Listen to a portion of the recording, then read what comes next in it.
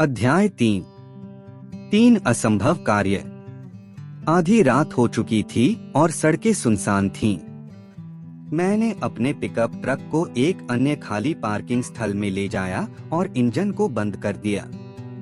शांति में मैं केवल स्ट्रीट लैंप की भयानक हैलोजन गड़गड़ाहट और मेरी कलम की खरोंच सुन सकता था जब मैंने एक और फ्रेंचाइजी फीड गर्त की जांच की।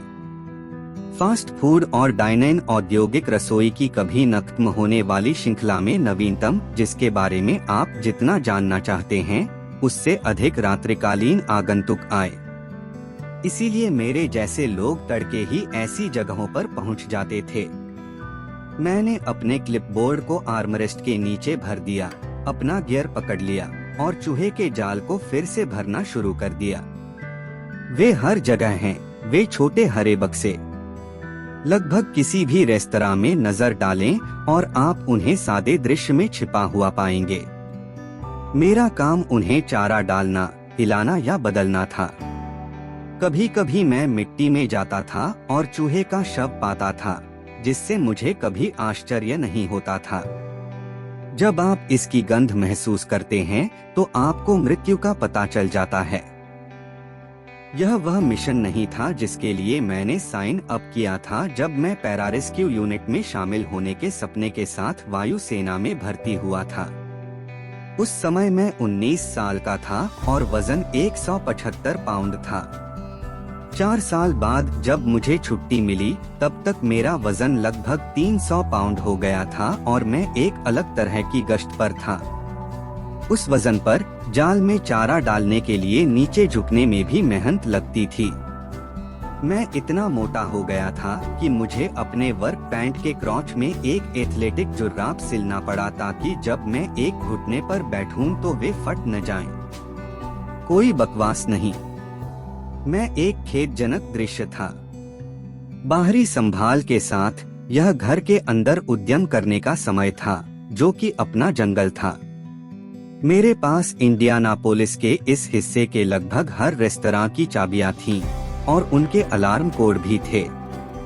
एक बार अंदर जाने के बाद मैंने अपने हाथ में पकड़े चांदी के कनस्तर में जहर भर दिया और अपने चेहरे पर एक फ्यूमिगेशन मास्क लगा लिया। मैं उस चीज में एक अंतरिक्ष एलियन की तरह लग रहा था, जिसके दोहरे फिल्टर मेरे मुंह से बाहर निकल रहे थे, जो मुझे जहरीले धुएं से बचा रहे थे। मेरी रक्षा करना। अगर उस नौकरी के बारे में मुझे कोई चीज पसंद थी तो वह थी देर तक काम करने की गुप्त प्रकृति, स्याह छाया में अंदर और बाहर आना जाना। इसी कारण से मुझे वह मुखौटा बहुत पसंद आया। यह अत्यंत महत्वपूर्ण था, किसी खतरनाक कीटनाशक के कारण नहीं। मुझे इसकी जरूरत थी क्योंकि इससे किसी के लिए भी मुझे देखना असंभव हो गया था, खासकर मेरे लिए। भले ही संयोग से मैंने अपना प्रतिबिंब कांच के दरवाजे या स्टेनलेस स्टील के काउंटर टॉप पर देखा हो, लेकिन यह मैं नहीं था जिसे मैं देख रहा था। यह कुछ जानदार, कम बजट वाला तूफान सैनिक था। उस तरह का आदमी जो दरवाजे से बाहर निकलते समय कल की ब्राउनीज को ताड़ लेगा। यह मैं नहीं था। कभी कभी जब मैं काउंटरों और टाइल वाले फर्शों पर स्प्रे करने के लिए लाइटें जलाता था तो मैंने तिलचट्टों को छिपने के लिए इधर उधर भागते देखा था। मैंने पिछली यात्राओं में लगाए गए चिपचिपे जाल में मरे हुए कृंतकों को फंसे हुए देखा था। मैंने उन्हें बैग में रखा और फेंक दिया। मैंने पतंगों और मक्खियों को पकड़ने के लिए लगाई गई प्रकाश प्रणालियों की जांच की और उन्हें भी साफ कर दिया। आधे घंटे के भीतर मैं अगले रेस्तरां की ओर चल पड़ा। मुझे हर रात 1 दर्जन बार रुकना पड़ता था और सुबह होने से पहले सभी रुकना पड़ता था। हो सकता है कि इस तरह का टमटम आपको घृणित लगे। जब मैं पीछे मुड़कर सोचता हूँ तो मुझे भी घृणा होती है, लेकिन नौकरी से नहीं। यह ईमानदारी का काम था, जरूरी। अरे, वायुसेना के बूट कैंप में मैं अपने पहले ड्रिल सार्जेंट के गलत पक्ष में आ गई और उसने मुझे लैट्रिन क्वीन बना दिया। हमारी बैरक में शौचालयों को चमकाना मेरा काम था। उसने मुझसे कहा कि अगर उसे किसी भी समय उस शौचालय में गंदगी का एक कण भी मिल जाए तो मैं उसे पहले दिन ही पुनः उपयोग में ला दूंगी और एक नई उड़ान में शामिल हो जाऊंगी। मैंने अपना अनुशासन अपनाया। मैं वायुसेना में आकर खुश था और मैंने उस शौचालय को साफ कर दिया। आप उस फर्श को खा सकते थे। 4 साल बाद वह व्यक्ति जो अफसर से इतना ऊर्जावान था कि शौचालय साफ करने के लिए उत्साहित था, चला गया और मुझे कुछ भी महसूस नहीं हुआ। वे कहते हैं कि सुरंग के अंत में हमेशा रोशनी होती है, लेकिन एक बार भी आपकी आंखें अंधेरे के साथ तालमेल नहीं बिठा पाती, और मेरे साथ भी यही हुआ। मैं स्तब्ध था। मेरा जीवन सुन्न हो गया है। मैं अपनी शादी में दुखी हूँ और मैंने उस वास्तविकता को स्वीकार कर लिया है। मैं कब्रिस्तान शिफ्ट में एक भावी योद्धा से कॉकरोच स्नाइपर बन गया था। बस एक और ज़ोंबी गतियों से गुजरते हुए पृथ्वी पर अपना समय बेच रहा है। वास्तव में उस समय मुझे अपनी नौकरी के बारे में एकमात्र अंतर्दृष्टि यह थी कि यह वास्तव में एक कदम आगे था। जब मुझे पहली बार सेना से छुट्टी मिली तो मुझे सेंट विंसेंट अस्पताल में नौकरी मिल गई। मैंने रात 11 बजे से सुरक्षा कार्य किया। न्यूनतम वेतन के लिए सुबह 7 बजे तक और प्रति माह लगभग $700 का भुगतान किया। मैं कभी कभार एक इकोलैब ट्रक को आते देखता हूँ। हम संहारक के नियमित चक्कर पर थे और उसके लिए अस्पताल की रसोई का ताला खोलना मेरा काम था। एक रात हम बात कर रहे थे और उन्होंने बताया कि इकोलैब भर्ती कर रहा है और यह नौकरी एक मुफ्त ट्रक के साथ आती है और कोई बॉस आपके कंधे की तरफ नहीं देख रहा है। यह 35% वेतन वृद्धि भी थी। मैंने स्वास्थ्य जोखिमों के बारे में नहीं सोचा। मैंने बिल्कुल नहीं सोचा। मैं वही ले रहा था जो मुझे दिया जा रहा था। मैं कम से कम प्रतिरोध के उस चम्मच आधारित रास्ते पर था। डोमिनोज को मेरे सिर पर गिरने दे रहा था और यह मुझे धीरे धीरे मार रहा था। लेकिन सुन्न होने और अनजान होने में अंतर है। अंधेरी रात में मुझे अपने दिमाग से बाहर निकालने के लिए ज्यादा ध्यान भटकाने वाली कोई चीज नहीं थी और मुझे पता था कि मैंने पहला डोमिनोज टिप कर दिया था। मैंने चेन रिएक्शन शुरू कर दिया था जिसने मुझे इकोलैब ड्यूटी पर डाल दिया। वायुसेना को मेरे बाहर निकलने का रास्ता होना चाहिए था। उस पहले ड्रिल सार्जेंट ने अंततः मुझे एक अलग इकाई में स्थानांतरित कर दिया और अपनी नई उड़ान में मैं एक स्टार भर्ती बन गया। मैं 6'2" का था और वजन लगभग 175 पाउंड था। मैं तेज और मजबूत था। हमारी यूनिट पूरे बूट कैंप में सबसे अच्छी उड़ान थी और जल्द ही मैं अपने सपनों की नौकरी के लिए प्रशिक्षण ले रहा था, एयर फोर्स पैरारेस्क्यू। हम नुकीले दांतों वाले अभिभावक देवदूत थे जिन्हें दुश्मन की रेखाओं के पीछे आसमान से गिरने और मार गिराए गए पायलटों को नुकसान के रास्ते से बाहर निकालने के लिए प्रशिक्षित किया गया था। मैं उस प्रशिक्षण में सर्वश्रेष्ठ लोगों में से एक था। मैं पुशअप्स में सर्वश्रेष्ठ में से एक था और सिटअप्स, फ्लटर किक और दौड़ में सर्वश्रेष्ठ था। मैं ऑनर ग्रेड से 1 अंक पीछे था, लेकिन कुछ ऐसा था जिसके बारे में उन्होंने पैरारेस्क्यू प्रशिक्षण की अगुवाई में बात नहीं की थी, जल आत्मविश्वास। यह उस कोर्स के लिए एक अच्छा नाम है जहां वे आपको हफ्तों तक डुबोने की कोशिश करते हैं और मैं पानी में बहुत असहज था। हालांकि मेरी माँ ने हमें 3 साल के भीतर सार्वजनिक अनुदान और रियायती आवास से बाहर कर दिया, फिर भी उनके पास तैराकी सीखने के लिए अतिरिक्त नकदी नहीं थी और हमने पूल से परहेज किया। जब तक मैं 12 साल का था तब तक मैंने बॉय स्काउट शिविर में भाग नहीं लिया था। तब तक मुझे अंततः तैराकी का सामना करना पड़ा। बफेलो छोड़ने से मुझे स्काउट्स में शामिल होने की अनुमति मिली और ईगल स्काउट बनने की राह पर बने रहने के लिए आवश्यक सभी योग्यता बैज हासिल करने के लिए शिविर मेरे लिए सबसे अच्छा अवसर था। एक सुबह तैराकी योग्यता बैज के लिए अर्हता प्राप्त करने का समय था और इसका मतलब था झील के रास्ते में 1 मील की तैराकी, जो कि बोया से चिह्नित थी। अन्य सभी बच्चे कूद पड़े और उसके पीछे जाने लगे, और अगर मैं अपना चेहरा बचाना चाहता था तो मुझे दिखावा करना पड़ा कि मुझे पता था कि मैं क्या कर रहा था। इसलिए मैंने झील में उनका पीछा किया। मैं जितना हो सके उतना अच्छा पैडल चलाता था, लेकिन पानी निगलता रहता था। इसलिए मैं अपनी पीठ के बल पलटा और पूरे मील को खराब बैकस्ट्रोक के साथ तैरते हुए समाप्त कर दिया, जिसे मैंने तुरंत सुधार लिया था।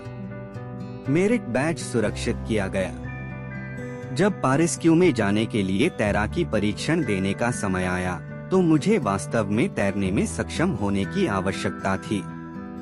यह एक समयबद्ध 500 मीटर फ्रीस्टाइल तैराकी थी, और 19 साल की उम्र में भी मुझे नहीं पता था कि फ्रीस्टाइल कैसे तैरना है। इसलिए मैं अपनी झुकी हुई गांड को बार्न्स एंड नोबल के पास ले गया और खरीद लिया। नौसिखियों के लिए तैराकी रेखाचित्रों का अध्ययन किया और हर दिन पूल में अभ्यास किया। मुझे अपना चेहरा पानी में डालने से नफरत थी, लेकिन मैं एक झटके में, फिर 2 झटके में और जल्द ही एक पूरा चक्कर तैरने में कामयाब हो गया। मैं अधिकांश तैराकों जितना उत्साही नहीं था। जब भी मैं एक पल के लिए भी तैरना बंद कर देता तो मैं डूबने लगता, जिससे मेरा दिल घबराहट से धड़कने लगता और मेरे बढ़ते तनाव ने इसे और भी बदतर बना दिया। आखिरकार मैंने वह तैराकी परीक्षा पास कर ली, लेकिन पानी में सक्षम होने और आरामदायक होने के बीच एक अंतर है। आरामदायक से आत्मविश्वासी होने के बीच एक और बड़ा अंतर है, और जब आप अधिकांश लोगों की तरह तैर नहीं सकते तो पानी में आत्मविश्वास आसान नहीं होता है। कभी कभी यह बिल्कुल नहीं आता है।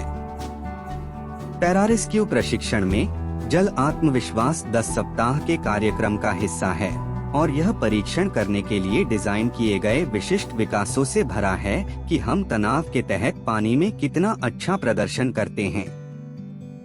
मेरे लिए सबसे खराब विकासों में से एक को बॉबिंग कहा जाता था। कक्षा को 5 के समूहों में विभाजित किया गया था। उथले छोर पर नाली से नाली तक पंक्तिबद्ध किया गया था और पूरी तरह से सुसज्जित किया गया था। हमारी पीठ पर गैल्वनाइज्ड स्टील से बने 80 लीटर के जुड़वां टैंक बंधे हुए थे, और हमने 16 पाउंड वजन की बेल्ट भी पहनी हुई थी। हमें नीचे लाद दिया गया, जो ठीक होता, सिवाय इसके कि इस विकास में हमें उन टैंकों से सांस लेने की अनुमति नहीं थी। इसके बजाय हमें पूल के ढलान पर 3 फुट के हिस्से से गहरे सिरे तक लगभग 10 फुट नीचे तक पीछे की ओर चलने के लिए कहा गया था, और उस स्थिति में धीमी गति से चलने पर मेरा मन संदेह और नकारात्मकता से भर गया। तुम यहाँ क्या बकवास कर रहे हो? यह आपके लिए नहीं है। तुम्हें तैरना नहीं आता। आप धोखेबाज हैं और वे आपको ढूंढ निकालेंगे। समय धीमा हो गया और वे सेकंड मिनटों जैसे लगने लगे। मेरा डायाफ्राम झुक गया, हवा को मेरे फेफड़ों में धकेलने की कोशिश कर रहा था। सैद्धांतिक रूप से मुझे पता था कि विश्राम ही पानी के अंदर के सभी विकासों की कुंजी है, लेकिन मैं इतना डरा हुआ था कि जाने नहीं दे रहा था। मेरा जबड़ा मेरी मुट्ठियों की तरह कसकर भींच गया। जब मैं घबराहट से बचने का प्रयास कर रहा था तो मेरा सिर धड़क रहा था। आखिरकार हम सभी अपनी स्थिति में थे और अब उछलने कूदने का समय आ गया था। इसका मतलब था नीचे से सतह तक ऊपर की ओर धकेलना, फिनिंग के लाभ के बिना हवा का एक झोंका लेना और वापस नीचे डूबना। यह आसान नहीं था, पूरी तरह से लोड होकर उठना, लेकिन कम से कम मैं सांस लेने में सक्षम था, और वह पहली सांस एक मोक्ष थी। मेरे सिस्टम में ऑक्सीजन भर गई और मैं तब तक आराम करने लगा जब तक प्रशिक्षक चिल्लाया, स्विच। यह हमारा संकेत था कि हम अपने पंखों को अपने पैरों से हटाएं, उन्हें अपने हाथों पर रखें और खुद को सतह पर लाने के लिए अपनी भुजाओं से एक खिंचाव का उपयोग करें। हमें पूल के फर्श से धक्का देने की अनुमति थी, लेकिन हम किक नहीं मार सकते थे। हमने ऐसा 5 मिनट तक किया। जल आत्मविश्वास प्रशिक्षण के दौरान उथले पानी और सतह पर ब्लैकआउट असामान्य नहीं है। यह शरीर पर तनाव डालने और ऑक्सीजन का सेवन सीमित करने के साथ साथ चलता है।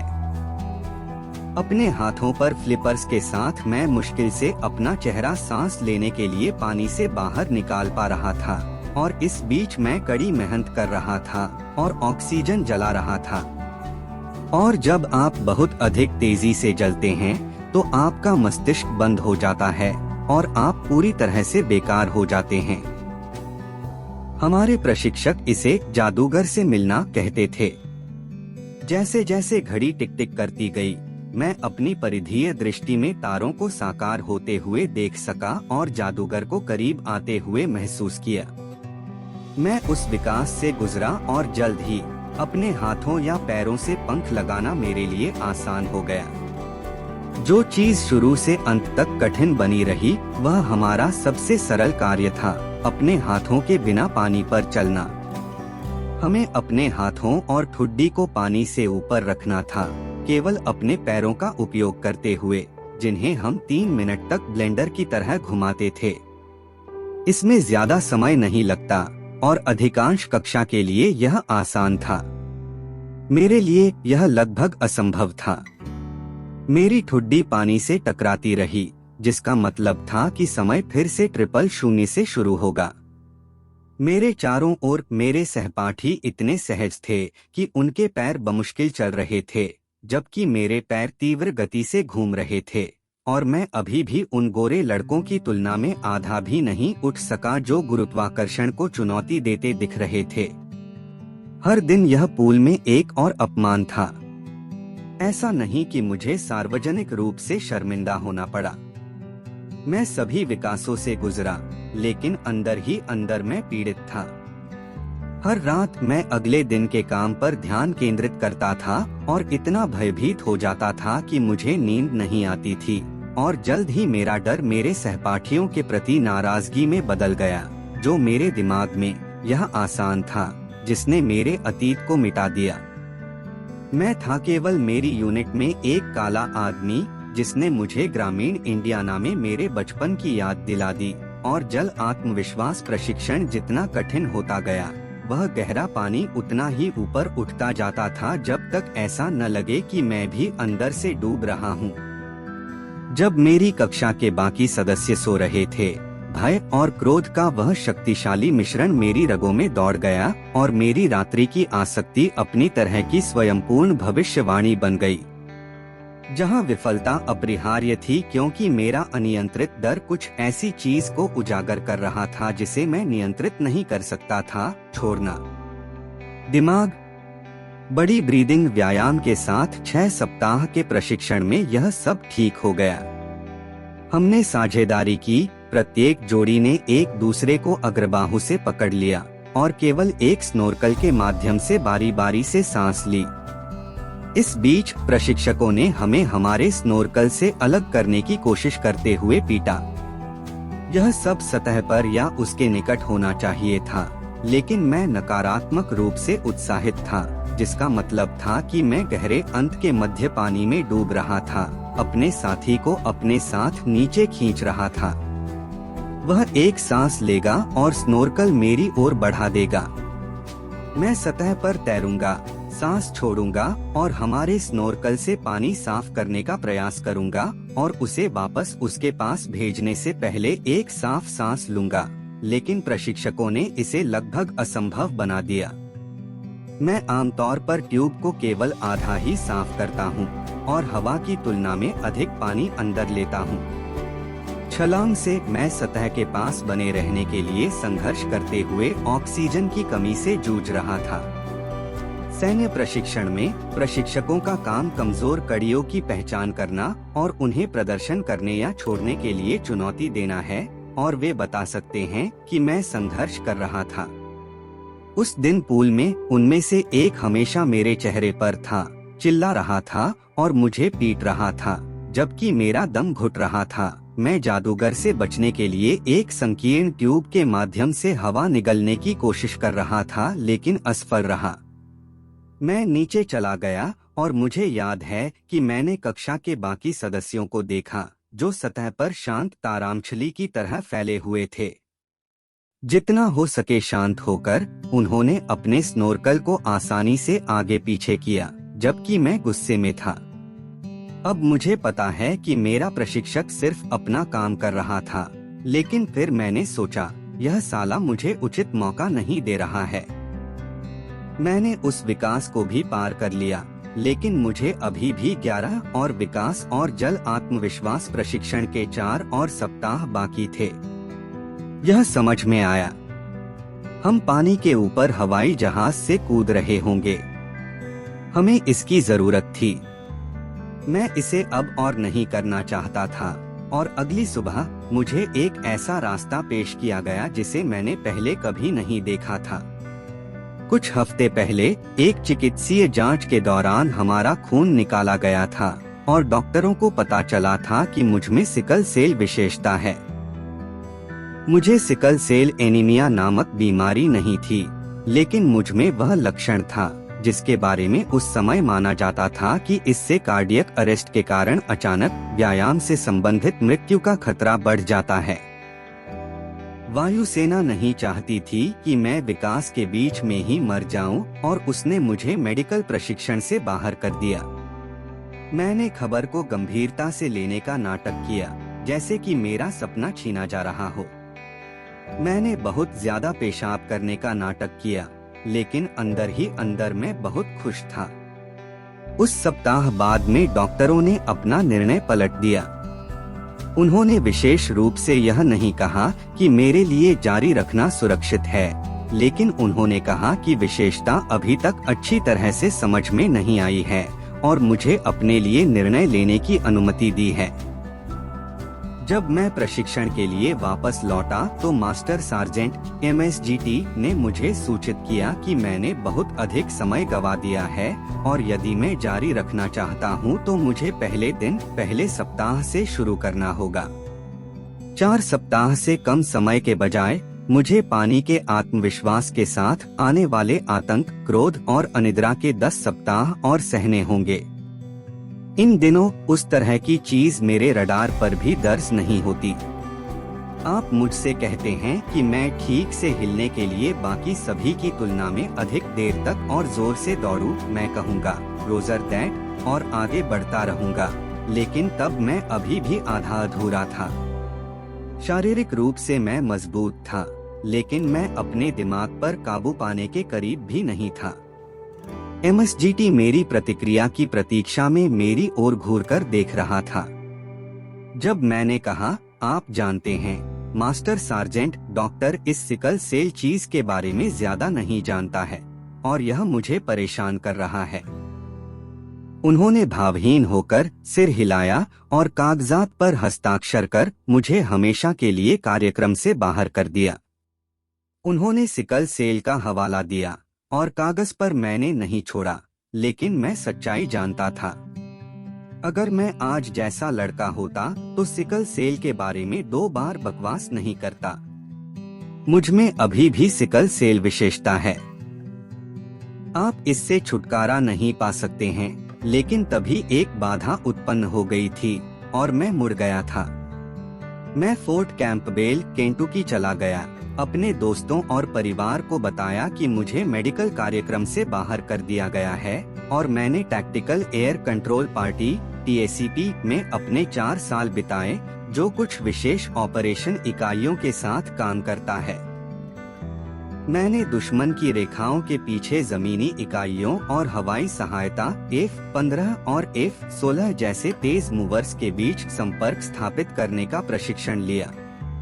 बुद्धिमान लोगों के साथ काम करना चुनौतीपूर्ण था, लेकिन दुख की बात है कि मुझे इस पर कभी गर्व नहीं हुआ और मुझे मिलने वाले अवसर दिखाई नहीं दिए, क्योंकि मैं जानता था कि मैं एक ऐसा व्यक्ति था जिसने डर को अपने भविष्य को निर्धारित करने दिया। मैंने अपनी शर्मिंदगी जिम में और रसोई की मेज पर छिपा दी।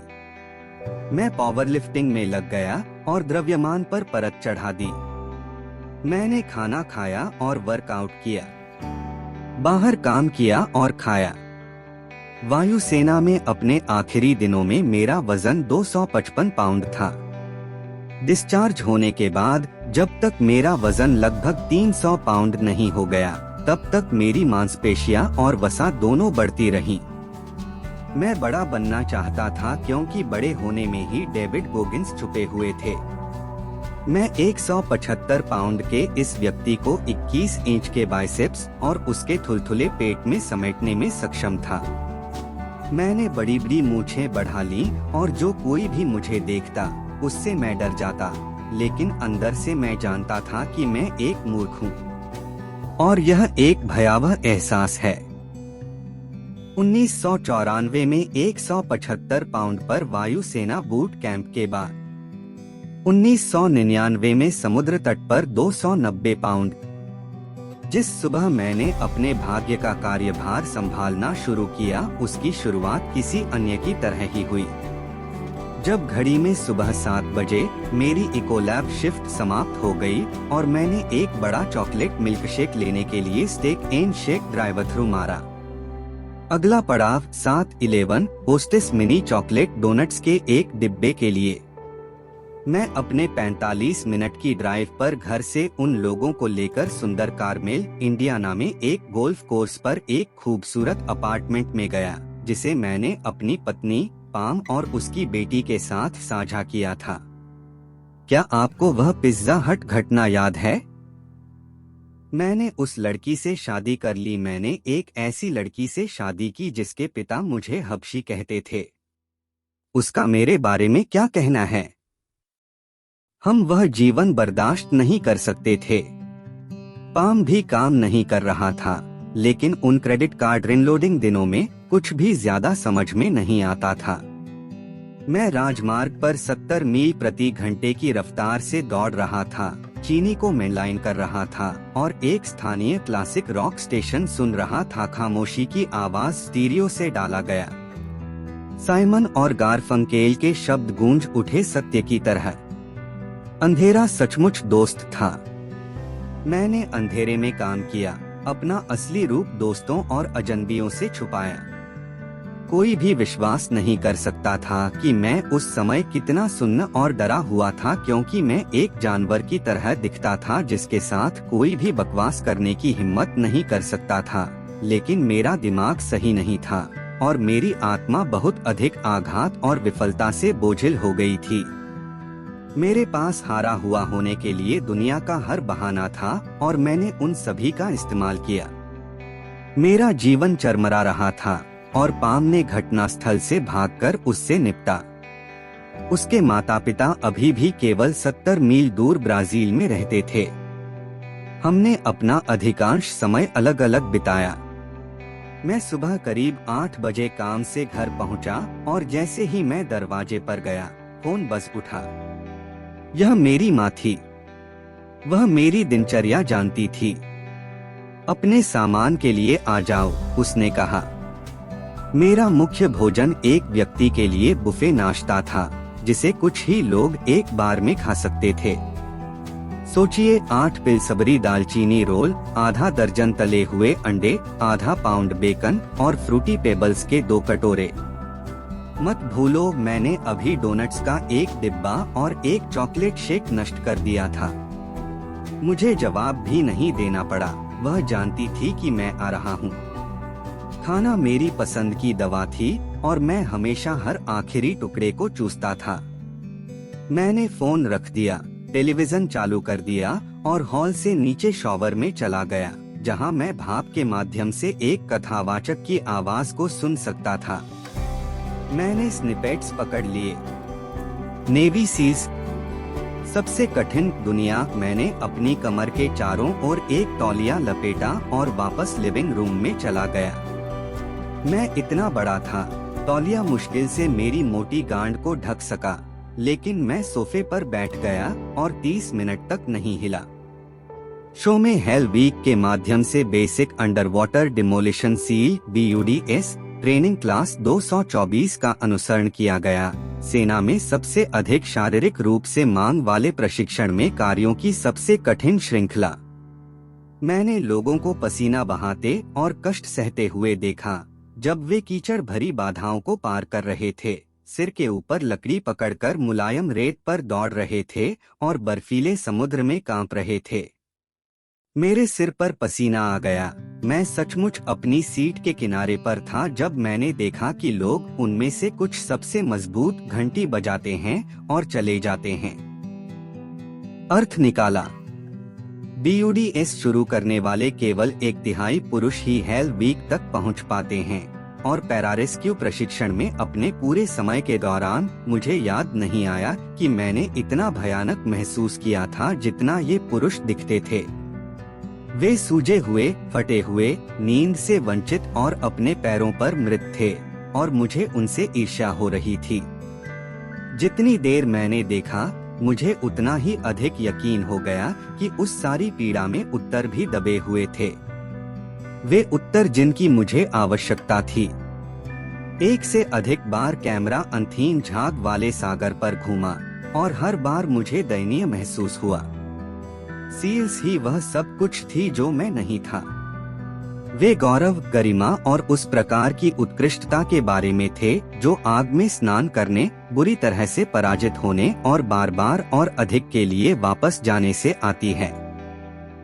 वे सबसे कठोर, सबसे तेज तलवार के मानवीय समकक्ष थे जिसकी आप कल्पना कर सकते हैं। उन्होंने लौ की तलाश की, जब तक आवश्यक हो तब तक, यहाँ तक कि लंबे समय तक, जब तक वे निडर और घातक नहीं हो गए, तब तक तेज प्रहार सहते रहे। वे प्रेरित नहीं थे, उन्हें भगाया गया। शो ग्रेजुएशन के साथ समाप्त हुआ। उनके कमांडिंग ऑफिसर की ओर कैमरा आने से पहले 22 गौरवान्वित व्यक्ति सफेद पोशाक में कंधे से कंधा मिलाकर खड़े थे। ऐसे समाज में जहां औसत दर्जे को अक्सर मानक माना जाता है और अक्सर पुरस्कृत किया जाता है, उन्होंने कहा, ऐसे पुरुषों के प्रति गहरा आकर्षण होता है जो औसत दर्जे से घृणा करते हैं, जो खुद को पारंपरिक शब्दों में परिभाषित करने से इनकार करते हैं और जो पारंपरिक रूप से मान्यता प्राप्त मानवीय क्षमताओं से आगे निकलने की कोशिश करते हैं। बर्ड एस को ठीक इसी प्रकार का व्यक्ति ढूंढना है। वह व्यक्ति जो प्रत्येक कार्य को अपनी सर्वोत्तम क्षमता से पूरा करने का तरीका ढूंढ लेता है। वह व्यक्ति जो किसी भी और सभी बाधाओं को स्वीकार करेगा और उन पर विजय प्राप्त करेगा। उस पल ऐसा लगा मानो कमांडिंग ऑफिसर सीधे बात कर रहे हों। लेकिन शो खत्म होने के बाद मैं वापस बाथरूम में चली गई, शीशे के सामने आई और खुद को घूरने लगी। मैंने प्रत्येक टुकड़े को 300 पाउंड का देखा। मैं वह सब कुछ था जो घर पर सभी नफरत करने वालों ने कहा था कि मैं रहूंगा, अशिक्षित, कोई वास्तविक दुनिया कौशल नहीं, शून्य अनुशासन और एक मृतंत भविष्य। सामान्यता एक प्रमुख पदोन्नति होती। मैं जीवन की ढलान पर था, कीचड़ में डूबा हुआ था, लेकिन बहुत लंबे समय के बाद पहली बार मैं जाग रहा था। नाश्ते के दौरान मैंने बमुश्किल अपनी माँ से बात की और अपना आधा भोजन ही खाया क्योंकि मेरा दिमाग अधूरे काम में लगा हुआ था। मैं हमेशा एक विशेष संचालन इकाई में शामिल होना चाहता था और तमाम परेशानियों और असफलता की परतों के नीचे वह इच्छा अभी भी मौजूद थी। अब यह जीवन में वापस आ रहा था, एक ऐसे शो को देखने के अवसर के लिए धन्यवाद जिसने मुझ पर एक वायरस की तरह काम करना जारी रखा, जो एक कोशिका से दूसरी कोशिका में चला जाता है और हावी हो जाता है। यह एक जुनून बन गया जिसे मैं हिला नहीं सका।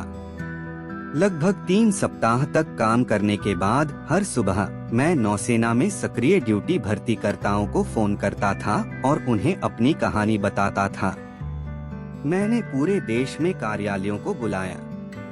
मैंने कहा कि जब तक वे मुझे सील प्रशिक्षण दिला सकते हैं, मैं आगे बढ़ने को तैयार हूँ। सभी ने मुझे ठुकरा दिया। अधिकांश को पूर्व सेवा वाले उम्मीदवारों में कोई दिलचस्पी नहीं थी। एक स्थानीय भर्ती कार्यालय उत्सुक था और व्यक्तिगत रूप से मिलना चाहता था, लेकिन जब मैं वहां पहुंचा तो वे मेरे चेहरे पर हंस पड़े। मैं बहुत भारी था और उनकी नजरों में मैं सिर्फ एक और भ्रमपूर्ण दिखावा करने वाला था। मैं वैसा ही महसूस करते हुए उस बैठक से निकल गया। सभी सक्रिय ड्यूटी भर्ती कार्यालयों को कॉल करने के बाद जो मुझे मिल सके। मैंने नौसेना रिजर्व की स्थानीय इकाई को डायल किया और पहली बार पेटी ऑफिसर स्टीवन शाल्जो से बात की। शाल्जो ने सैन डिएगो में भर्ती स्टाफ में शामिल होने से पहले 8 साल तक एनएएस मिरामार में इलेक्ट्रीशियन और प्रशिक्षक के रूप में कई F-14 स्क्वाड्रन के साथ काम किया था, जहां SEL प्रशिक्षण लेते हैं। उन्होंने दिन रात काम किया और तेजी से रैंक में ऊपर उठे। इंडियानापोलिस में उनका कदम एक पदोन्नति और मकई के बीच में नौसेना के रंगरूटों को खोजने की चुनौती के साथ आया था। जब मैंने फोन किया तब तक वह इंडी में केवल 10 दिनों के लिए काम पर था, और अगर मैं किसी और के पास पहुंच गया होता तो आप शायद यह किताब नहीं पढ़ रहे होते। लेकिन मूर्खतापूर्ण भाग्य और जिद्दी दृढ़ता के संयोजन के माध्यम से मुझे नौसेना में सबसे अच्छे भर्तीकर्ताओं में से एक मिला, एक ऐसा व्यक्ति जिसका पसंदीदा काम मेरे जैसे पूर्व सेवा वाले लोगों में हीरे की खोज करना था, जो फिर से भर्ती होना चाह रहे थे और इसमें शामिल होने की उम्मीद कर रहे थे। विशेष संचालन। हमारी शुरुआती बातचीत ज्यादा देर तक नहीं चली। उन्होंने कहा कि वह मेरी मदद कर सकते हैं और मैं व्यक्तिगत रूप से मिलने आना चाहिए। वह परिचित लग रहा था। मैंने अपनी चाबियां उठाईं और सीधे उनके कार्यालय की ओर चला गया, लेकिन मेरी उम्मीदें बहुत अधिक नहीं थीं। जब मैं आधे घंटे बाद पहुंचा तब तक वह पहले से ही बर्ड एस प्रशासन से फोन पर बात कर रहा था। शाल्जो को छोड़कर उस कार्यालय का हर नाविक, वे सभी गोरे मुझे देखकर आश्चर्यचकित थे। अगर मैं भारी वजन का था तो शाल्जो 5-7 का हल्का वजन वाला था, लेकिन वह मेरे आकार से परेशान नहीं था, कम से कम पहले तो नहीं। वह किसी भी सेल्समैन की तरह मिलनसार और गर्मजोशी से भरा था, हालांकि मैं कह सकता था कि उसमें कुछ कमीने गुण थे। वह मुझे तौलने के लिए एक हॉल में ले गया और तराजू पर खड़े होने के दौरान मेरी नजर दीवार पर लगे वजन चार्ट पर पड़ी। मेरी ऊंचाई पर नौसेना के लिए अधिकतम स्वीकार्य वजन 191 पाउंड था।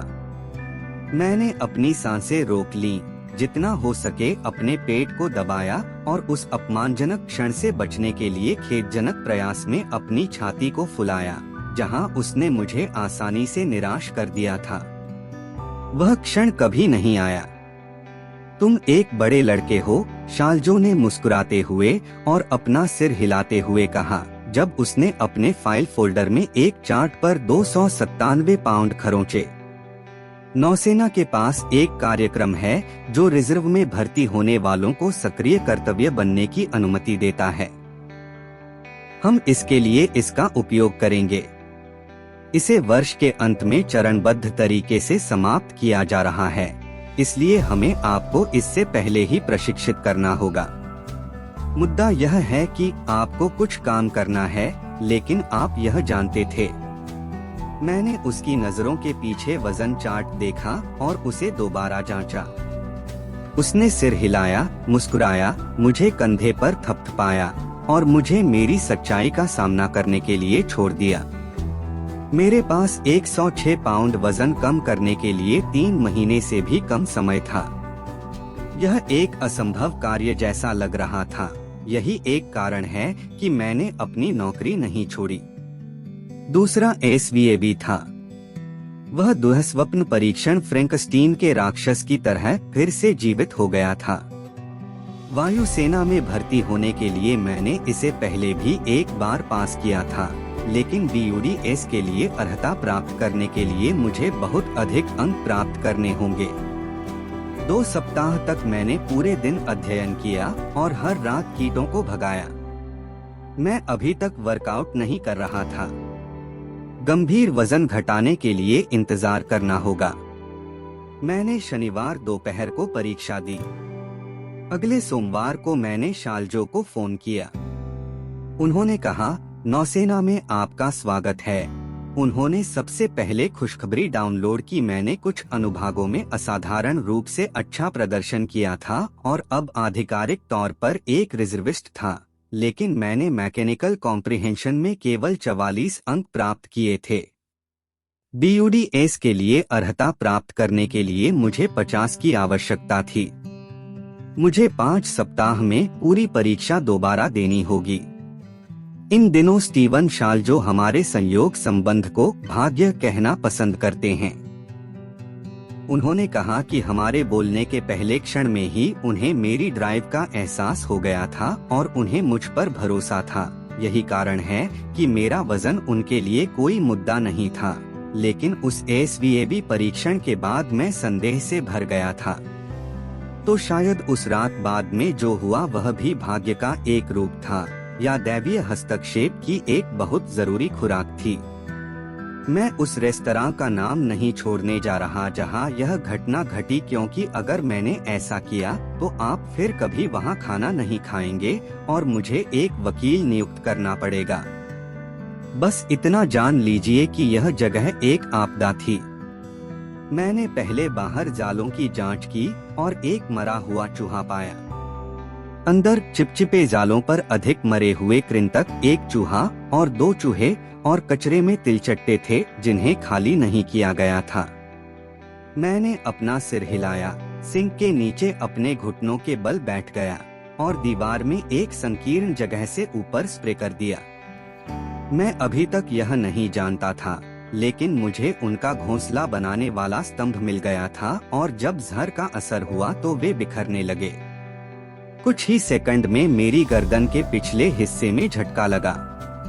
मैंने उसे साफ किया और अपनी गर्दन ऊपर करके देखा तो छत के एक खुले पैनल से रसोई के फर्श पर तिलचट्टों का तूफान बरस रहा था। मैंने कॉकरोचों के झुंड को मारा है और इकोलैब के काम के दौरान मैंने अब तक का सबसे बुरा संक्रमण देखा है। वे आते रहे। तिलचट्टे मेरे कंधों और सिर पर आ गिरे। फर्श उनके साथ छटपटा रहा था। मैंने अपना कनस्तर रसोई में छोड़ दिया, चिपचिपे जाल को पकड़ लिया और बाहर आ गया। मुझे यह पता लगाने के लिए ताज़ी हवा और अधिक समय की आवश्यकता थी कि मैं रेस्तरां को कीड़े-मकोड़ों से कैसे मुक्त करूं। मैंने कृंतकों को कूड़ादान करने के लिए कूड़ेदान के रास्ते में अपने विकल्पों पर विचार किया। ढक्कन खोला और एक जीवित रैकून पाया जो पागलों की तरह फुफकार रहा था। उसने अपने पीले दांत निकाले और मुझ पर झपटा। मैंने कूड़ेदान को पटक कर बंद कर दिया। क्या बकवास है? मेरा मतलब है गंभीरता से क्या बकवास है? वास्तव में कब पर्याप्त होने वाला था? क्या मैं अपने खेदजनक वर्तमान को एक खराब भविष्य बनने देने को तैयार था? मैं और कितने समय तक प्रतीक्षा करूंगा? मैं और कितने वर्षों तक जलता रहूंगा, यह सोचते हुए कि क्या वहां कोई बड़ा उद्देश्य मेरा इंतजार कर रहा है। मैं तभी जानता था कि अगर मैंने कोई निर्णय नहीं लिया और सबसे अधिक प्रतिरोध के रास्ते पर चलना शुरू नहीं किया, तो मैं हमेशा के लिए इस मानसिक नरक में पहुंच जाऊंगा। मैं उस रेस्तरां के अंदर वापस नहीं गया। मैंने अपना गियर एकत्र नहीं किया। मैंने अपना ट्रक स्टार्ट किया, चॉकलेट शेक के लिए रुका। उस समय मेरी आरामदायक चाय थी और घर चला गया। जब मैंने ऊपर खींच लिया तब भी अंधेरा था। मुझे परवाह नहीं थी। मैंने अपना काम छोड़ दिया, कपड़े पहने, थोड़ा पसीना बहाया और दौड़ने वाले जूतों के फीते बांधे। मैं 1 साल से अधिक समय तक नहीं दौड़ा था, लेकिन मैं 4 मील चलने के लिए तैयार होकर सड़कों पर उतरा। मैं 400 गज तक चला। मेरा दिल जोर से धड़कने लगा। मुझे इतना चक्कर आ रहा था कि मुझे अपने घर की ओर धीमी गति से चलने से पहले अपनी सांस लेने के लिए गोल्फ कोर्स के किनारे पर बैठना पड़ा, जहां मेरा पिघला हुआ शेक मुझे एक और विफलता में आराम देने के लिए इंतजार कर रहा था। मैंने उसे पकड़ लिया, थपथपाया और अपने सोफे पर गिर गया। मेरी आंखों में आंसू आ गए। मैंने सोचा कि मैं कौन था। मैं कुछ भी पैदा नहीं हुआ था, मैंने कुछ भी साबित नहीं किया था और मैं अभी भी किसी लायक नहीं था। डेविड गोगिंस एक नेवी सील। हाँ सही, कैसा पाइप सपना है। मैं 5 मिनट तक भी ब्लॉक से नीचे नहीं दौड़ सका। मेरे सारे डर और असुरक्षाएं जो मैंने अपने पूरे जीवन में दबा रखी थीं, वे मेरे सिर पर बरसने लगी। मैं हार मानने और हमेशा के लिए हार मानने की कगार पर था। तभी मुझे रॉकी की मेरी पुरानी बेहद घटिया VHS कॉपी, जो मेरे पास 15 साल से थी, मिली। उसे मशीन में डाला और तेजी से अपने पसंदीदा दृश्य राउंड 14 पर भेज दिया। मूल रॉकी अभी भी मेरी सर्वकालिक पसंदीदा फिल्मों में से एक है, क्योंकि यह बिना किसी संभावना के गरीबी में जी रहे एक अनभिज्ञ यात्री सेनानी के बारे में है। यहाँ तक कि उसका अपना प्रशिक्षक भी उसके साथ काम नहीं करेगा। फिर अचानक उसे चैंपियन अपोलो क्रीड के साथ एक टाइटल शॉट दिया जाता है, जो इतिहास का सबसे खतरनाक फाइटर है, एक ऐसा व्यक्ति जिसने अपने सामने आए हर प्रतिद्वंद्वी को परास्त किया है।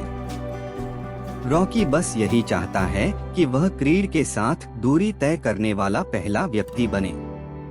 केवल यही बात उसे जीवन में पहली बार ऐसा व्यक्ति बनाएगी जिस पर उसे गर्व हो सकता है। लड़ाई किसी की भी अपेक्षा से अधिक करीबी, खूनी और तीव्र है, और मध्य दौर तक रॉकी को अधिक से अधिक सजा मिल रही है। वह लड़ाई हार रहा है और राउंड 14 में वह जल्दी ही हार जाता है, लेकिन रिंग के ठीक बीच में वापस आ जाता है। अपोलो शेर की तरह उसका पीछा करते हुए अंदर आता है। वह तेज बाएं प्रहार करता है, धीमे धीमे रॉकी को आश्चर्यजनक संयोजन से मारता है, एक दंडात्मक दाया हुक मारता है और एक और। वह रॉकी को एक कोने में बैठा देता है। रॉकी के पैर जेली जैसे हैं। वह बचाव में अपने हथियार उठाने की ताकत भी नहीं जुटा पाता। अपोलो ने रॉकी के सिर के साइड में एक और दाहिना हुक मारा, फिर एक बाया हुक मारा और एक खतरनाक दाएं हाथ का अपरकट मारा जिसने रॉकी को नीचे गिरा दिया। अपोलो अपनी भुजाएं ऊंची करके विपरीत कोने में पीछे हट जाता है, लेकिन उस रिंग में नीचे की ओर मुंह करके भी रॉकी हार नहीं मानता। जैसे ही रेफरी ने 10 की गिनती शुरू की, रॉकी रस्सियों की ओर बढ़ने लगा। मिकी, उसका अपना प्रशिक्षक, उससे नीचे रहने का आग्रह करता है, लेकिन रॉकी यह नहीं सुन रहा है। वह खुद को एक घुटने तक खींचता है, फिर चारों तरफ। जैसे ही रॉकी रस्सियां पकड़ता है और ऊपर उठता है, रेफरी छक्का मारता है। भीड़ दहाड़ती है और अपोलो मुड़ता है और देखता है कि वह अभी भी खड़ा है। रॉकी ने अपोलो को लहराया। चैंपियन के कंधे अविश्वास से झुक गए। लड़ाई अभी खत्म नहीं हुई है। मैंने टेलीविजन बंद कर दिया और अपने जीवन के बारे में सोचने लगा। यह किसी भी प्रेरणा और जुनून से रहित जीवन था, लेकिन मुझे पता था कि अगर मैं अपने डर और अपर्याप्तता की भावनाओं के सामने आत्मसमर्पण करना जारी रखूंगा, तो मैं उन्हें हमेशा के लिए अपना भविष्य तय करने की अनुमति दूंगा। मेरी एकमात्र अन्य पसंद उन भावनाओं में शक्ति खोजने की कोशिश करना था जिन्होंने मुझे निराश किया था, उनका दोहन करना और मुझे ऊपर उठने के लिए सशक्त बनाने के लिए उनका उपयोग करना था, जो मैंने वास्तव में किया था। मैंने उस शेक को कूड़े में फेंक दिया, अपने जूतों के फीते बांधे और फिर से सड़कों पर निकल पड़ा। अपनी पहली दौड़ में 1/4 मील की दूरी पर मुझे अपने पैरों और फेफड़ों में गंभीर दर्द महसूस हुआ। मेरा दिल तेजी से धड़कने लगा और मैं रुक गया। इस बार भी मुझे वैसा ही दर्द महसूस हुआ। मेरा दिल गर्म हो रही कार की तरह धड़क रहा था, लेकिन मैं उसमें से भागा और दर्द कम हो गया। जब तक मैं अपनी सांस लेने के लिए झुका, मैं पूरा 1 मील दौड़ चुका था। तभी मुझे पहली बार एहसास हुआ कि सभी शारीरिक और मानसिक सीमाएं वास्तविक नहीं हैं, और मुझे बहुत जल्दी हार मानने की आदत है। मैं यह भी जानता था कि असंभव को पूरा करने के लिए मुझे साहस और दृढ़ता की हर मात्रा की आवश्यकता होगी। मैं बिना रुके पीड़ा के घंटों, दिनों और हफ्तों को देख रहा था। मुझे खुद को अपनी मृत्यु दर के बिल्कुल किनारे तक धकेलना होगा। मुझे इस वास्तविक संभावना को स्वीकार करना पड़ा कि मैं मर सकता हूँ, क्योंकि इस बार मैं हार नहीं मानूंगा, चाहे मेरा दिल कितना भी तेज दौड़ रहा हो और चाहे मैं कितना भी दर्द में क्यों न हो। परेशानी यह थी कि पालन करने के लिए कोई युद्ध योजना नहीं थी, कोई खाका नहीं था। मुझे शुरुआत से एक बनाना पड़ा। आम दिन कुछ इस तरह बीता। मैं सुबह 4:30 बजे उठता, केला खाता और एसवीएबी किताबें पढ़ता। सुबह लगभग 5 बजे मैं उस किताब को अपनी स्थिर बाइक पर ले जाता हूँ, जहाँ मैं 2 घंटे तक पसीना बहाता हूँ और अध्ययन करता हूँ। याद रखें, मेरा शरीर गड़बड़ था। मैं अभी तक कई मील दौड़ नहीं सकता था, इसलिए मुझे बाइक पर जितनी हो सके उतनी कैलोरी जलानी पड़ी। उसके बाद मैं कार्मेल हाई स्कूल चला जाऊंगा और 2 घंटे की तैराकी के लिए पूल में कूद जाऊंगा। वहां से मैं सर्किट वर्कआउट के लिए जिम गया, जिसमें बेंच प्रेस, इनक्लाइन प्रेस और पैरों के बहुत सारे व्यायाम शामिल थे। बल्क दुश्मन था। मुझे प्रतिनिधि की आवश्यकता थी और मैंने प्रत्येक 100 से 200 प्रतिनिधि के 5 या 6 सेट किए। फिर यह 2 घंटे के लिए स्थिर बाइक पर वापस आ गया। मैं लगातार भूखा रहता था। रात का खाना हर दिन मेरा सच्चा भोजन था, लेकिन इसमें बहुत कुछ नहीं था। मैंने चावल के एक टुकड़े के साथ एक ग्रिल्ड या भुना हुआ चिकन ब्रेस्ट और कुछ भुनी हुई सब्जियां खाईं। रात के खाने के बाद मैं बाइक पर 2 घंटे और काम करता, बोरी पर हाथ फेरता, उठता और यह सब फिर से करता, यह जानते हुए कि मुश्किलें मेरे खिलाफ बहुत बड़ी थीं। मैं जो हासिल करने की कोशिश कर रहा था वह एक डी छात्र की तरह है जो हार्वर्ड में आवेदन कर रहा है या एक कैसीनो में जा रहा है और अपने पास मौजूद हर $1 को रूलेट में एक नंबर पर डाल रहा है और ऐसा व्यवहार कर रहा है जैसे कि जीतना पहले से तय निष्कर्ष है। मैं बिना किसी गारंटी के अपना सब कुछ दांव पर लगा रहा था। मैंने दिन में 2 बार अपना वजन कम किया और 2 सप्ताह के भीतर मेरा वजन 25 पाउंड कम हो गया। जैसे जैसे मैं पीसता गया, मेरी प्रगति में सुधार होता गया और वजन कम होने लगा। 10 दिन बाद मैं 250 पर था। इतना हल्का हो गया कि पुशअप्स, पुलअप्स करना शुरू कर सका और अपनी गांड हिलाना शुरू कर सका। मैं अब भी उठता, स्थिर बाइक, पूल और जिम जाता, लेकिन मैंने 2, 3 और 4 मील की दौड़ भी शामिल की। मैंने अपने दौड़ने वाले जूते छोड़ दिए और बेट्स लाइट्स की एक जोड़ी का ऑर्डर दिया, वही जूते जो सील उम्मीदवार बड एस में पहनते हैं, और उनमें दौड़ना शुरू कर दिया। इतने प्रयास से आप सोचेंगे कि मेरी रातें आरामदायक होती, लेकिन वे चिंता से भरी थीं। मेरा पेट फूल गया और मेरा दिमाग घूम गया।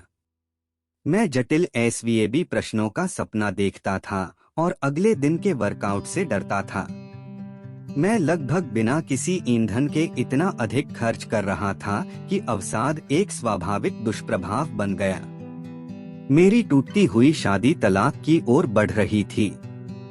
पाम ने यह स्पष्ट कर दिया कि वह और मेरी सौतेली बेटी मेरे साथ सैन डिएगो नहीं जाएंगी अगर किसी चमत्कार से मैं ऐसा कर सकूं।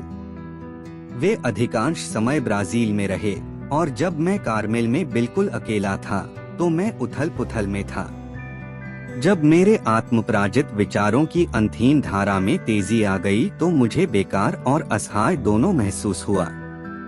जब अवसाद आपको घेर लेता है तो यह सारी रोशनी को खत्म कर देता है और आपके पास आशा के लिए कुछ भी नहीं छोड़ता है। आप जो कुछ भी देखते हैं वह नकारात्मकता है। मेरे लिए इससे उबरने का एकमात्र तरीका अपने अवसाद को दूर करना था। मुझे इसे उलटना पड़ा और खुद को यह विश्वास दिलाना पड़ा कि वह सारा आत्मसंदेह और चिंता इस बात की पुष्टि थी कि मैं अब लक्ष्यहीन जीवन नहीं जी रहा हूँ। मेरा काम असंभव हो सकता है, लेकिन कम से कम मैं एक मदरफकिंग मिशन पर वापस आ गया था। कुछ रातों में जब मुझे उदासी महसूस होती थी तो मैं शालजो को फोन करता था। वह हमेशा सुबह जल्दी और देर रात तक ऑफिस में रहते थे। मैंने उसे अपने अवसाद के बारे में नहीं बताया क्योंकि मैं नहीं चाहता था कि वह मुझ पर संदेह करे।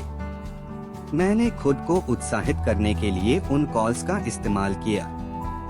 मैंने उसे बताया कि मैंने कितने पाउंड कम किए और मुझे कितनी मेहनत करनी पड़ी डाला, और उन्होंने मुझे उस एसवीएबी के लिए अध्ययन जारी रखने की याद दिलाई।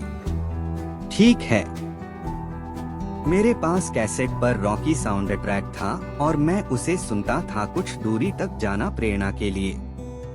लंबी बाइक की सवारी और दौड़ में मेरे दिमाग में बजते हॉर्न के साथ मैं कल्पना करता हूँ कि मैं बीयूडीएस से गुजर रहा हूँ, ठंडे पानी में गोता लगा रहा हूँ और हेल वीक को कुचल रहा हूँ। मैं कामना कर रहा था, मैं उम्मीद कर रहा था, लेकिन जब मैं 250 से नीचे आया तो सील्स के लिए अर्हता प्राप्त करने की मेरी खोज अब कोई दिवास्वप्न नहीं रह गई थी। मेरे पास कुछ ऐसा हासिल करने का वास्तविक मौका था जिसे ज्यादातर लोग, जिनमें मैं भी शामिल था, असंभव मानते थे। फिर भी बुरे दिन थे। एक सुबह जब मैं 250 से नीचे गिर गया तो मेरा वजन बढ़ गया और पिछले दिन से केवल 1 पाउंड कम हो गया था। मुझे इतना वजन कम करना था कि मैं इसे बर्दाश्त नहीं कर सकता था। 6 मील दौड़ने और 2 मील तैरने के दौरान मैंने बस यही सोचा था। जब मैं अपने सामान्य 3 घंटे के सर्किट के लिए जिम पहुंचा तो मैं थका हुआ और परेशान था। सेटों की एक श्रृंखला में 100 से अधिक पुलअप्स करने के बाद मैं बिना किसी छत वाले अधिकतम सेट के लिए बार पर वापस आ गया था। अंदर जाकर मेरा लक्ष्य 12 तक पहुंचना था, लेकिन जैसे ही मैंने 10वीं बार अपनी ठुड्डी को बार के ऊपर बढ़ाया तो मेरे हाथों में आग जल रही थी। कई हफ्तों तक पीछे हटने का प्रलोभन हमेशा मौजूद रहा और मैंने हमेशा इनकार कर दिया। हालांकि उस दिन दर्द बहुत ज्यादा था और मेरे 11वें पुलअप के बाद मैंने हार मान ली, नीचे गिर गया और अपना वर्कआउट पूरा किया। 1 पुलअप के बाद वह एक प्रतिनिधि उस 1 पाउंड के साथ मेरे साथ रहा। मैंने उन्हें अपने दिमाग से निकालने की कोशिश की, लेकिन उन्होंने मुझे अकेला नहीं छोड़ा।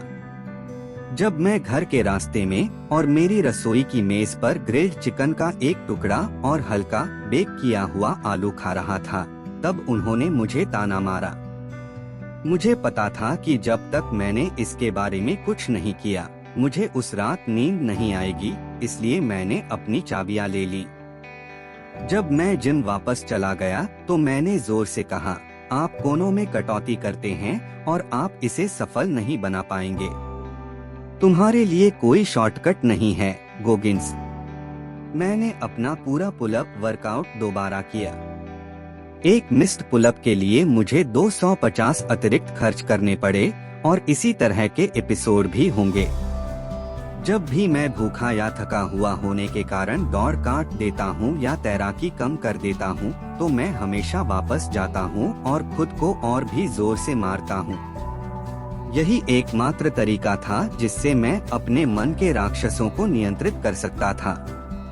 किसी भी तरह से कष्ट होगा। मुझे उस पल में होने वाली शारीरिक पीड़ा और यह सोचने की मानसिक पीड़ा के बीच चयन करना था कि क्या कोई पुलअप चूक गया। वह पूल में आखिरी लैप, सड़क या पगडंडी पर जो 1/4 मील मैंने छोड़ा, उससे मुझे जीवन भर का एक अवसर गंवाना पड़ा। यह एक आसान विकल्प था। जब सील्स की बात आई तो मैं कोई कसर नहीं छोड़ रहा था। एसवीएबी की पूर्व संध्या पर, जबकि प्रशिक्षण से पहले 4 सप्ताह बाकी थे, वजन बढ़ाना अब चिंता का विषय नहीं था। मेरा वजन पहले से ही 215 पाउंड तक कम हो गया था और मैं पहले से कहीं ज्यादा तेज और मजबूत हो गया था। मैं प्रतिदिन 6 मील दौड़ रहा था, 20 मील से अधिक साइकिल चला रहा था और 2 से अधिक मील तैर रहा था। यह सब शीत ऋतु के अंत में। मेरी पसंदीदा दौड़ 6 मील की मोनोन ट्रेल, एक डामर बाइक और इंडियानापोलिस में पेड़ों के बीच से चलने वाला पैदल रास्ता था। यह जॉगिंग करने वाले घुमक्कड़ों, सप्ताहांत योद्धाओं और वरिष्ठ नागरिकों के साथ साइकिल चालकों और सॉकर माताओं का क्षेत्र था। तब तक शालजो नेवी सील चेतावनी आदेश पारित कर चुका था। इसमें वे सभी वर्कआउट शामिल थे जिन्हें मुझसे बर्ड एस के पहले चरण के दौरान पूरा करने की उम्मीद थी, और मैं उन्हें दोगुना करके खुश था। मैं जानता था कि 190 पुरुष आम तौर पर एक विशिष्ट सील प्रशिक्षण के लिए कक्षा में आते हैं और केवल लगभग 40 लोग ही इसे पूरा कर पाते हैं। मैं उन 40 में से सिर्फ एक नहीं बनना चाहता था, मैं सर्वश्रेष्ठ बनना चाहता था। लेकिन मुझे पहले असवाब पास करना था। मैं हर अतिरिक्त सेकंड को रट रहा था। अगर मैं कसरत नहीं कर रहा था तो मैं अपनी रसोई की मेज पर था, सूत्रों को याद कर रहा था और सैकड़ों शब्दावली शब्दों के माध्यम से साइकिल चला रहा था। मेरा शारीरिक प्रशिक्षण अच्छा चल रहा था। मेरी सारी चिंताएं एसवीएबी से चिपक गईं जैसे पेपर क्लिप चुंबक से चिपक जाती हैं। सील्स के लिए मेरी पात्रता समाप्त होने से पहले परीक्षा देने का यह मेरा आखिरी मौका होगा। मैं बहुत होशियार नहीं था और पिछले शैक्षणिक प्रदर्शन के आधार पर यह मानने का कोई अच्छा कारण नहीं था कि मैं सील्स के लिए अर्हता प्राप्त करने के लिए पर्याप्त उच्च अंक के साथ उत्तीर्ण हो जाऊंगा। यदि मैं असफल हो गया तो मेरा सपना मर जाएगा और मैं एक बार फिर बिना किसी उद्देश्य के तैर रहा होऊंगा। परीक्षा इंडियानापोलिस में फोर्ट बेंजामिन हैरिसन की एक छोटी कक्षा में आयोजित की गई थी। वहां लगभग 30 लोग थे। हम सभी युवा थे। अधिकांश अभी हाई स्कूल से बाहर थे। हम में से प्रत्येक को एक पुराने स्कूल का डेस्कटॉप कंप्यूटर सौंपा गया। पिछले महीने में परीक्षण को डिजिटल कर दिया गया था और मुझे कंप्यूटर का अनुभव नहीं था। सवालों का जवाब देना तो दूर, मैंने सोचा भी नहीं था कि मैं मशीन पर काम कर पाऊंगा, लेकिन कार्यक्रम मूर्खतापूर्ण साबित हुआ और मैं इसमें शामिल हो गया। एसवीएबी में 10 खंड हैं और जब तक मैं मैकेनिकल कॉम्प्रिहेंशन अपने सत्य सीरम तक नहीं पहुंच गया, मैं इसमें तेजी से आगे बढ़ रहा था। यदि मैं स्वयं से झूठ बोल रहा होता या मेरे पास सील बनने के लिए आवश्यक कच्चा माल होता तो 1 घंटे के भीतर मुझे एक अच्छा विचार मिल जाता। जब भी कोई प्रश्न मुझे परेशान करता था, मैं अपनी वर्कशीट पर निशान लगा देता था। एक झटके के साथ उस अनुभाग में लगभग 30 प्रश्न थे और जब तक मैंने परीक्षण पूरा किया, मैं कम से कम 10 बार अनुमान लगा चुका था। मुझे अपने रास्ते जाने के लिए उनमें से कुछ की जरूरत थी या मैं बाहर था। अंतिम अनुभाग पूरा करने के बाद मुझे पूरे बंडल को कमरे के सामने स्थित व्यवस्थापक के कंप्यूटर पर भेजने के लिए कहा गया, जहां स्कोर तुरंत सारणीबद्ध किया जाएगा। मैंने अपने मॉनिटर पर नजर डाली और देखा कि वह वहीं बैठा इंतजार कर रहा था। मैंने इशारा किया, क्लिक किया और कमरे से बाहर चला गया। घबराहट भरी ऊर्जा से व्याकुल होकर मैं अपनी होंडा अकॉर्ड में बैठने से पहले कुछ मिनट तक पार्किंग स्थल पर घूमता रहा, लेकिन मैंने इंजन चालू नहीं किया। मैं नहीं जा सका। मैं 15 मिनट तक सामने की सीट पर 1000 गज की निगाह से बैठा रहा। शालजो को मेरे परिणामों के साथ कॉल करने में कम से कम 2 दिन लगेंगे, लेकिन मेरे भविष्य की पहेली का उत्तर पहले ही सुलझ चुका था। मुझे ठीक ठीक पता था कि यह कहाँ है और मुझे सच्चाई जाननी थी। मैंने खुद को संभाला, वापस अंदर गया और ज्योतिषी के पास पहुंचा। तुम्हें मुझे बताना होगा कि मुझे इस परीक्षण में क्या मिला, यार, मैंने कहा। उसने आश्चर्य से मेरी ओर देखा, लेकिन वह झुका नहीं। मुझे क्षमा करें बेटा, ये सरकार है। वे काम कैसे करते हैं, इसके लिए एक प्रणाली है, उन्होंने कहा। मैंने नियम नहीं बनाए और मैं उन्हें मोड़ नहीं सकता। सर, आपको पता नहीं है कि इस परीक्षा का मेरे लिए, मेरे जीवन में क्या मतलब है। यह सब कुछ है। उसने 5 मिनट तक मेरी कांच भरी आंखों में देखा, फिर अपनी मशीन की ओर मुड़ गया। उन्होंने कहा, मैं अभी किताब के हर नियम को तोड़ रहा हूँ। गोगिंस, ठीक है, मैंने सिर हिलाया और उसकी सीट के पीछे आ गया जब वह फाइलें स्क्रॉल कर रहा था। वहां आप हैं। बधाई हो, आपने 65 रन बनाए। यह बहुत अच्छा स्कोर है। वह मेरा समग्र संदर्भ दे रहा था, लेकिन मुझे इसकी परवाह नहीं थी। सब कुछ मेरे 50 स्थान प्राप्त करने पर निर्भर था, जहां यह सबसे अधिक गिना जाता है। मुझे यांत्रिक समझ से क्या मिला? उसने कंधे उचकाए, क्लिक किया और स्क्रॉल किया, और वह वहां था। मेरा नया पसंदीदा नंबर उसकी स्क्रीन पर चमक रहा था, 50। हाँ, मैंने चिल्लाकर कहा। हाँ हाँ। वहां अभी भी कुछ अन्य लोग परीक्षा दे रहे थे, लेकिन यह सबसे खुशी की बात थी। मेरे जीवन का क्षण, और मैं इसे दबा नहीं सकता। मैं चिल्लाता रहा, हाँ, मेरे फेफड़ों के शीर्ष पर। प्रशासक अपनी कुर्सी से गिर पड़ा, और उस कमरे में मौजूद सभी लोग मुझे ऐसे घूर रहे थे जैसे मैं पागल हो गया हूँ। यदि वे केवल यह जानते कि मैं कितना पागल हो गया हूँ। 2 महीनों तक मैंने अपना पूरा अस्तित्व इस एक पल के लिए समर्पित कर दिया था, और मैं इसका भरपूर आनंद लेने वाला था। मैं अपनी कार की ओर दौड़ा और कुछ और चिल्लाया। हाँ, चोदो। घर जाते समय मैंने अपनी माँ को फोन किया। शालजो के अलावा वह एकमात्र व्यक्ति थी जिसने मेरी कायापलट देखी। मैंने यह किया है, मैंने उससे कहा। मेरी आंखों में आंसू थे। मैंने यह किया। मैं एक सील बनने जा रहा हूँ। जब शालजो अगले दिन काम पर आया तो उसे खबर मिली और उसने मुझे फोन किया। उसने मेरा भर्ती पैकेज भेजा था और उसने अभी-अभी सुना था कि मैं इसमें शामिल हूँ। मैं बता सकता हूँ कि वह मेरे लिए खुश था, और उसे इस बात का गर्व था कि जब हम पहली बार मिले तो उसने मुझ में जो देखा वह सच निकला। लेकिन ये सभी खुशी के दिन नहीं थे। मेरी पत्नी ने मुझे एक अंतर्निहित अल्टीमेटम दिया था, और अब मुझे निर्णय लेना था। उस अवसर को त्याग दें जिसके लिए मैंने इतनी मेहनत की थी, और शादीशुदा रहूं या तलाक ले लूं और सील बनने का प्रयास करूं। अंततः मेरी पसंद का पाम या उसके पिता के प्रति मेरी भावनाओं से कोई लेना देना नहीं था। वैसे उसने मुझसे माफी मांगी थी। यह इस बारे में था कि मैं कौन था और मैं कौन बनना चाहता था। मैं अपने मन में एक कैदी था, और यह अवसर मेरे लिए मुक्त होने का एकमात्र मौका था। मैंने अपनी जीत का जश्न वैसे ही मनाया जैसे किसी सील उम्मीदवार को मनाना चाहिए। मैंने बकवास बंद कर दी। अगली सुबह और अगले 3 हफ्तों तक मैंने 16 पाउंड वजन की बेल्ट बांधकर पूल में समय बिताया। मैं एक बार में 50 मीटर तक पानी के अंदर तैरा, और दोनों हाथों में एक एक ईंट लेकर एक ही सांस में पानी के अंदर पूल की पूरी लंबाई तक चला। इस बार पानी मेरी गांड पर हावी नहीं होगा।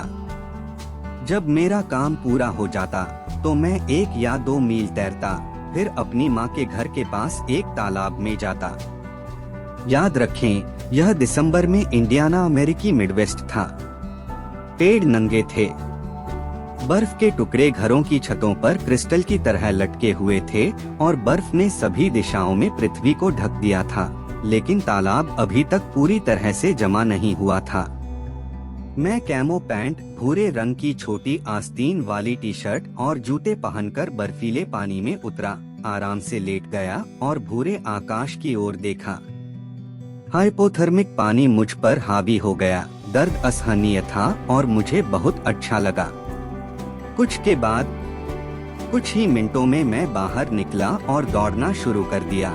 मेरे जूतों में पानी और मेरे अंडरवियर में रेत बह रही थी। कुछ ही सेकंड में मेरी टी-शर्ट मेरी छाती पर जम गई, मेरी पैंट के कफ पर बर्फ जम गई। मैं मोनोन ट्रेल से टकराया। जब मैं तेज गति से चलने वालों और जॉगर्स को घुरघुराने और स्लैलोम करने लगा तो मेरी नाक और मुंह से भाप निकलने लगी। नागरिक। जैसे ही मैंने गति पकड़ी और फिली शहर में रॉकी की तरह दौड़ना शुरू किया, उनका सिर घूम गया। मैं एक ऐसे अतीत से, जो अब मुझे परिभाषित नहीं करता था, एक अनिश्चित भविष्य की ओर जितनी देर तक भाग सकता था उतनी तेजी से भागता रहा। मुझे बस इतना पता था कि दर्द होगा और मकसद होगा, और मैं तैयार था।